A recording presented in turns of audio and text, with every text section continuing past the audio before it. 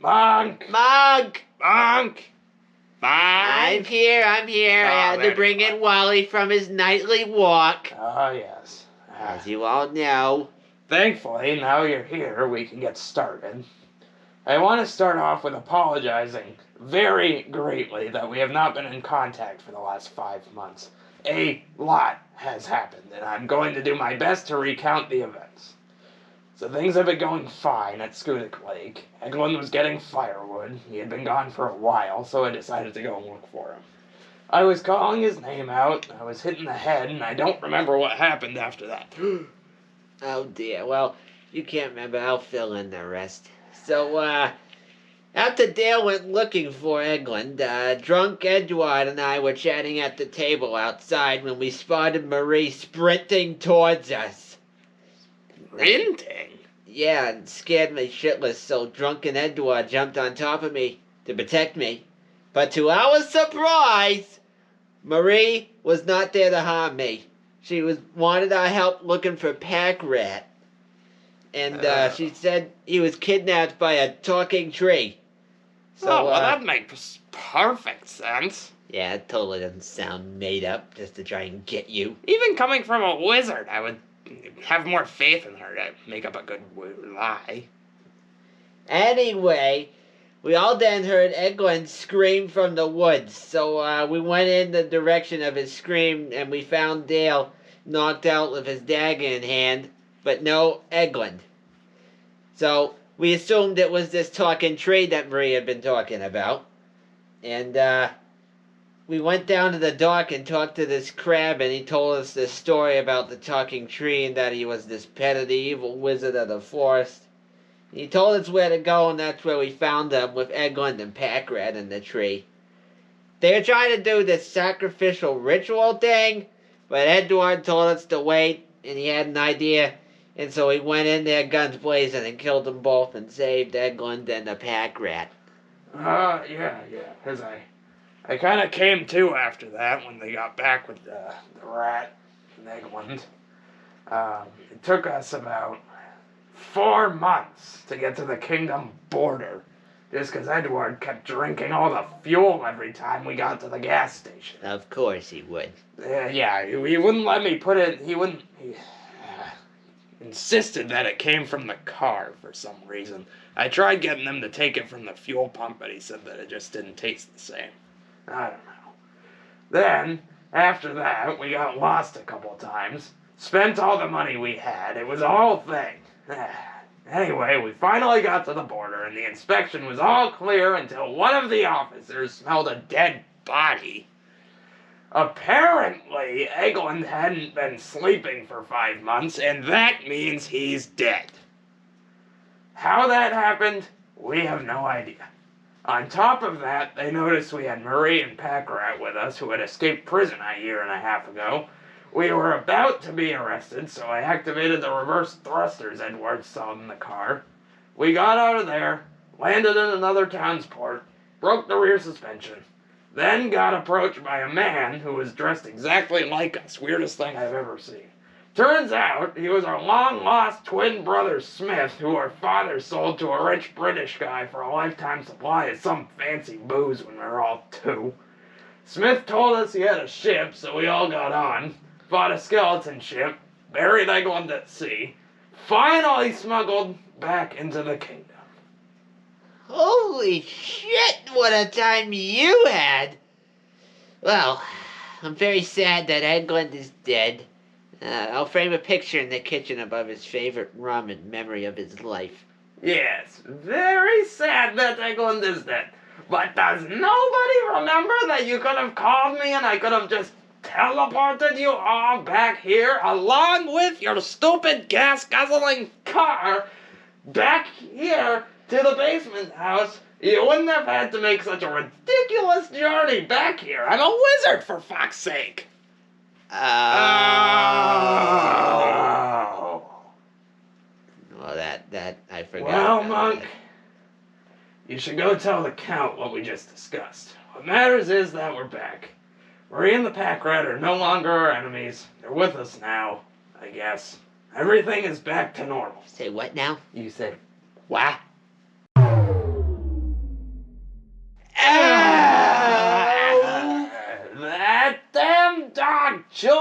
the power cords again.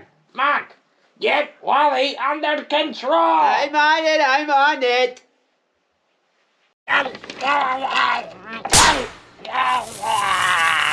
Wally! Wally! You just shut up. All the power in the basement house, and now we're using the gas in the generator.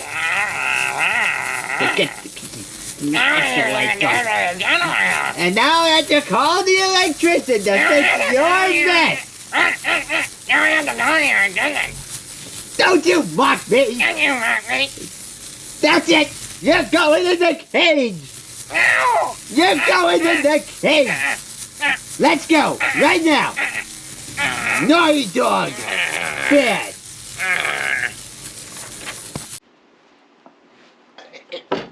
Hey, yo! I'll get it. You open that, please, I'm stuck. Hello? Oh, hello, Ow. police officer. I fell on the floor. Is that normal procedure? Not exactly. I thought that was open, but that little latch I got unstuck right there. I see. And then I couldn't get through still.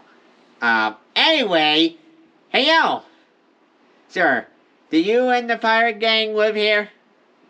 Yes. Alright, well I have a warrant to arrest you all, plus Marie and Richard Packerson for murder and harboring felons. Well, shit. And you're gonna go to court right now too. We're taking you straight there this time of night. It's a Oh, very urgent case. Okay. May I relieve myself first? Yeah, you go ahead. I'm a little Just nervous. tell everyone to come outside and we'll bring you to the courthouse. It's gonna be a while. Okay.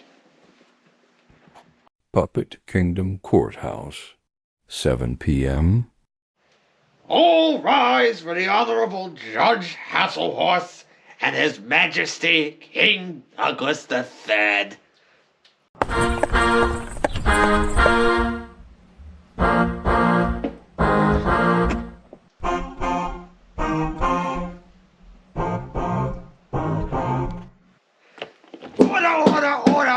Order.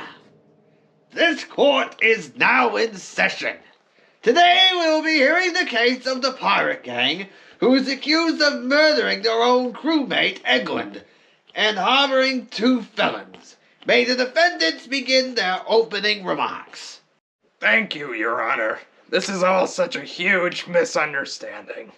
We are being falsely accused and were immediately threatened by police and were given no time to clear anything up. Mr. Monk will be representing us in this trial. Thank you. May the prosecution make their opening remarks. Thank you, Your Honor. We have multiple witnesses and documentation that will prove the pirate gang is guilty of all charges presented. And I, warranty, will be representing Cyrus and the police department of the kingdom in this trial. Thank you. May I please have Dale to the stand, please? So, Dale, can you please explain why you were trying to bring in 2 wanted felons and a dead body into the kingdom? This is a very long explanation, but it will clear everything up. Everything was fine at Schoodic Lake. Eglin was out getting firewood. He'd been gone for a while, so I decided to go look for him. I was calling his name out, then I was hit on the head. I don't really remember what happened after that. Sean over there told me everything that happened after that, so let me continue off of what he said, if I may. After I went looking for Eglin, Drunk, Edward, and Sean were all chatting at the table outside when they saw Marie sprinting towards them. Drunk and Edward jumped on top of Sean to protect him, but to their surprise, Marie wanted our help, looking for a pack rat. She said he was kidnapped by a talking tree. Then they all heard Eglin scream from the woods, so they went in the direction of his scream and found me knocked out with his dagger in my hand, but no sign of Eglin. They assumed it was the tree that had done this.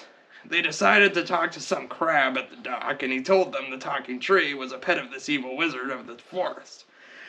He told them where to go, and that's where they found them, with Eglin, Packrat, in the tree.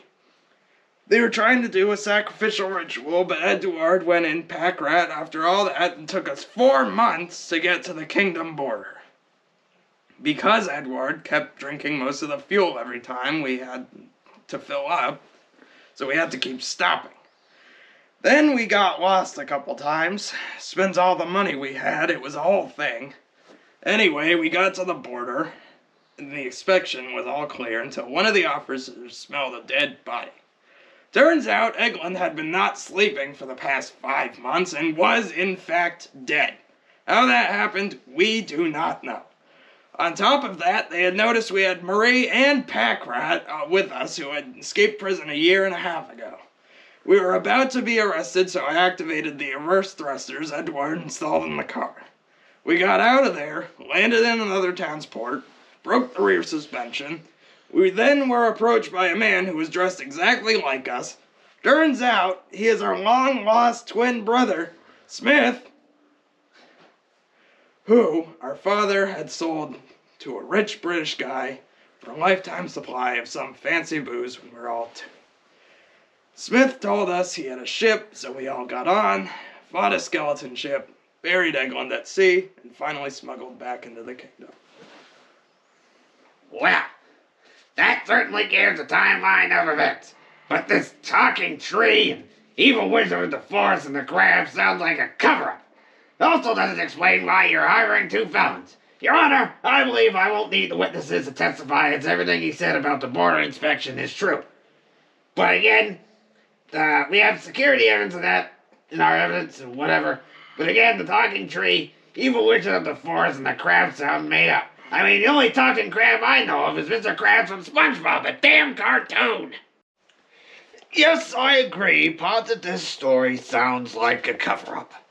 Mr. Monk, I will assume that everyone else is going to testify and say the same as Dale, so there will be no need for them to testify. With that being said, I hereby find the pirate gang guilty. Hold it right there, Your Honor. You've got to be kidding me. I have the bodies of Larry Larson and the evil wizard of the forest. I kidnapped that rat and one of the pirates and tried to sacrifice him. Eglin died because of him. Well, it seems as though Dale had told the truth. This, however, does not explain the harboring of 2 felons. Your Honor, please just hear me out. I know Richard and I are guilty of our crimes, but after what has happened over the last 5 months, my mind has had clarity. I am grateful that the pirate gang saved Richard's life. I apologize to Sean as we were heading back to the kingdom for all the wrong that I've done to him. I don't want to be a criminal anymore. I hate being in that life. Please understand. Please understand, Your Honor. That was unnecessary, Sean. I can speak for myself. I just wanted to help out here. Shut up, Sean. You're making it worse. This is quite the change in personality from the last time you were present in this court. I will dismiss the charges against the pirate gang. However, only the king can absolve you of your criminal history. Your Majesty, what say you? Marie, I can clearly see you've had a change of heart. I'm glad that you've come back to reality. I, King Douglas III, hereby pardon Marie Pennybags Haggis and Richard Hackerson. Then it is settled then. I hereby find the pirate gang not guilty of all charges. Court dismissed.